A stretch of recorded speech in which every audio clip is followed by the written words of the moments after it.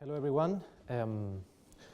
With this presentation we're going to finalize this series of TEDs that on behalf of the MBA 2014 I hope you have really enjoyed so far.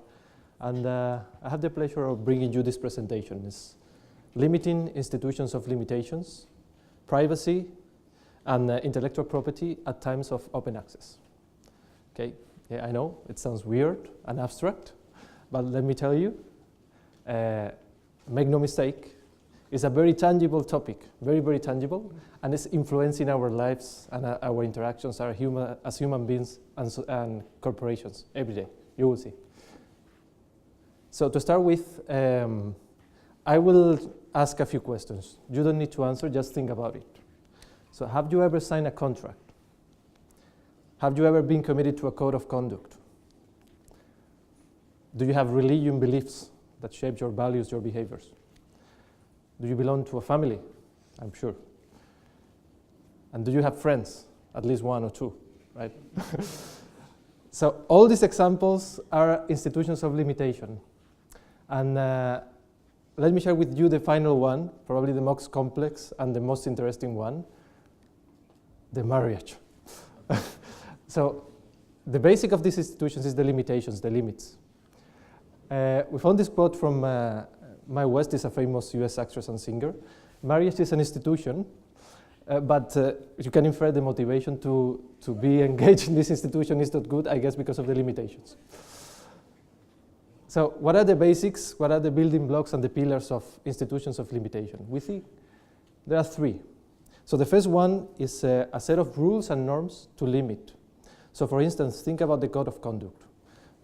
Summarizing, we have things you can do, things you cannot do, and then this shape the behavior you have.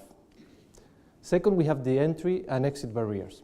So if we take a contract, any kind of contract, between two parts, imagine they don't want to have new partners. So they are establishing entry barriers for these new partners, and at the same time they will have a set of agreements, commitments, that will act as exit barriers for this contract.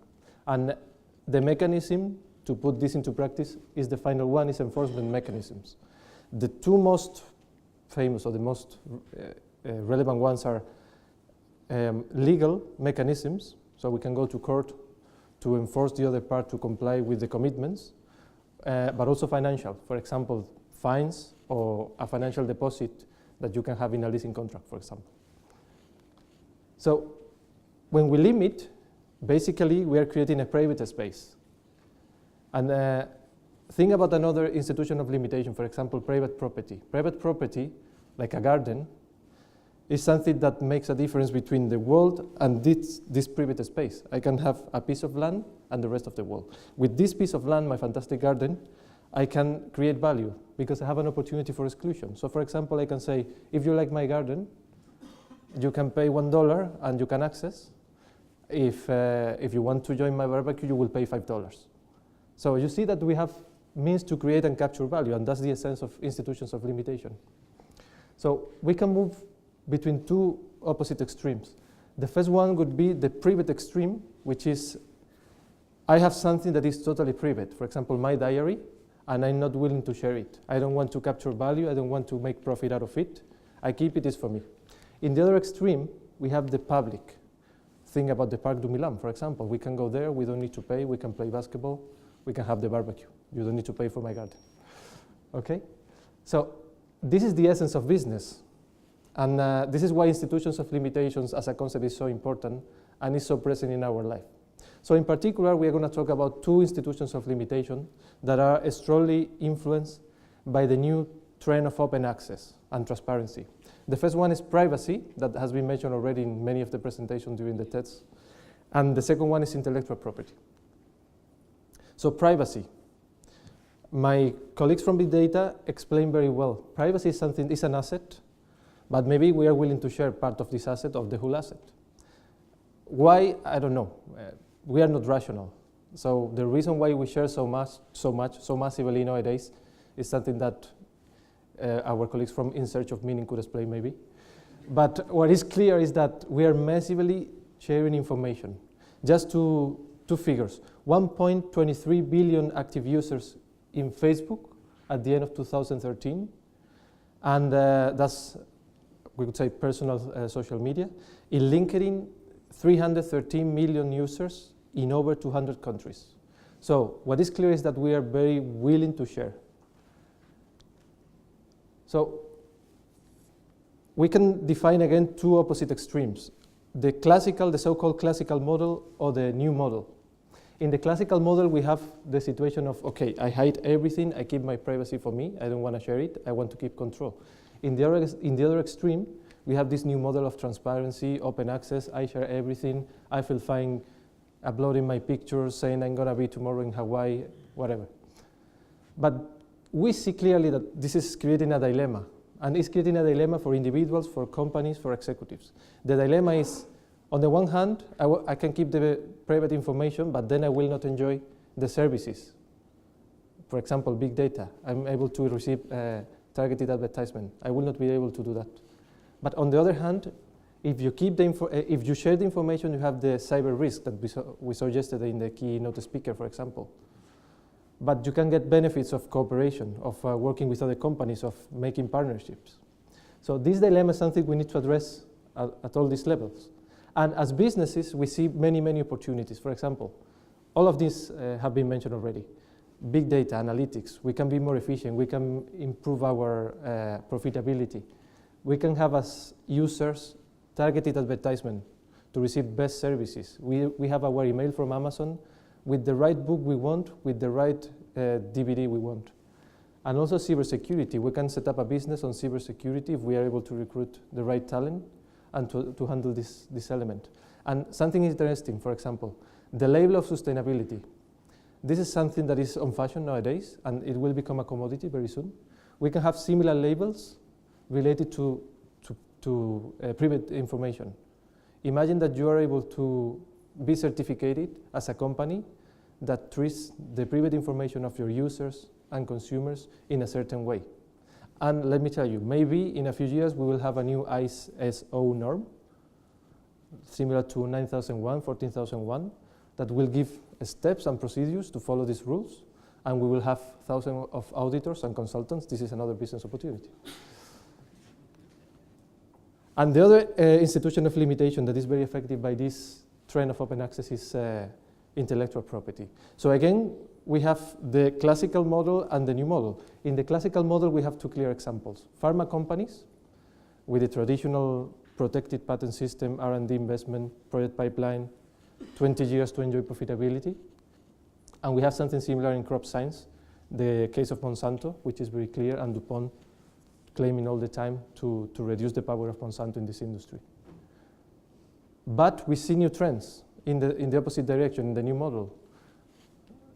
This interesting example from LEGO, for example, they created this robot, and it was hacked.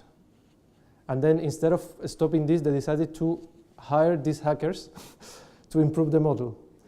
So by using the motivation of these hackers to be recognized by their peers, they are able to create a community, and they are improving the product with external consultants. And every year, they add the best innovations. So it's a very powerful model. And then Tesla has been mentioned already, and examples from software industry which are very clear, Linux, WordPress, and Wikipedia.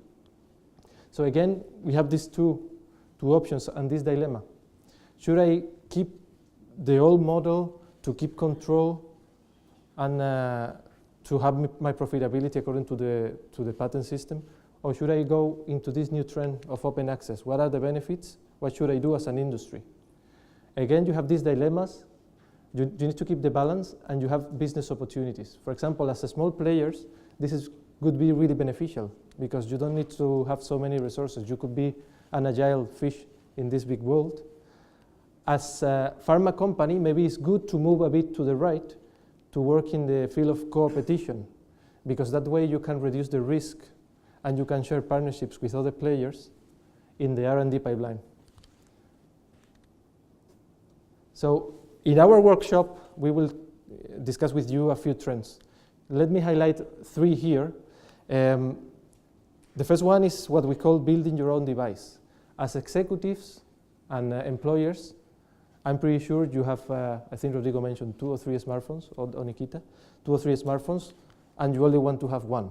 So many companies are allowing this. You have your own personal device is both personal and professional, but this is creating risks both for you as an individual and for the company, because you have company information there. How is this going to be handled? Then what about a potential global patent system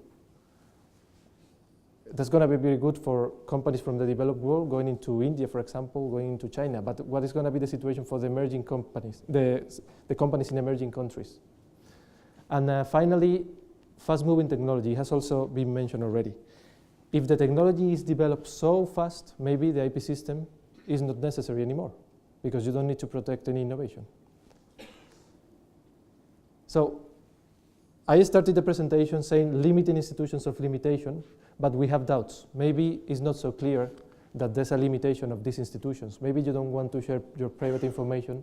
Maybe pharma companies want to stay in the current model. So we ask, really, is limiting institutions? And to be fair, it depends on many factors, because we belong to different generations, and I don't see my father sharing pictures in Facebook, for example. Different cultures, different industries will have different interests, and depending on the geography, you will behave in a way or another. So, 2 key questions for you, and I hope this is interesting for you to join our workshop. What is the trend in your own industry, and what is the way you want to shape your own industry? So we're going to be in B3, Bignami area. You can grab a coffee before, and as yesterday, just as you leave, you will find our colleagues standing to lead you to the workshops. Thank you very much.